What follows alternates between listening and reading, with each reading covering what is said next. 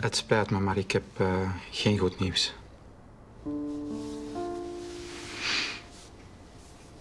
Zijn we het kwijt? Dat blijkt geen bloed. Nee, u bent het niet kwijt. Ja, maar wat is het nu, ja of nee? U hebt wat wij noemen een ectopische zwangerschap. Dat is een zwangerschap buiten de baarmoeder. Het bevruchte eitje bevindt zich niet in de baarmoeder, maar op een andere plaats. In uw geval aan de wand van een van de 2 eileiders. Oké. En hoe moet dat dan? Hoe moet dat babytje dan... kan dat op een of andere manier... Het spijt me. Een ectopische zwangerschap heeft absoluut geen overlevingskans. Ja, dan zijn we het kwijt.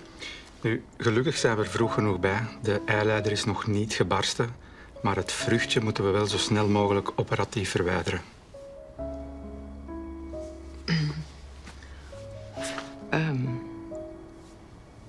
Maar zo snel mogelijk. Ik moet het dan wel inplannen. Mevrouw Pauwels, mijn excuses, maar ik kan absoluut geen rekening houden met uw drukke agenda.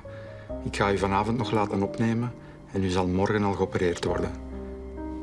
Zo niet wordt uw toestand levensbedreigend.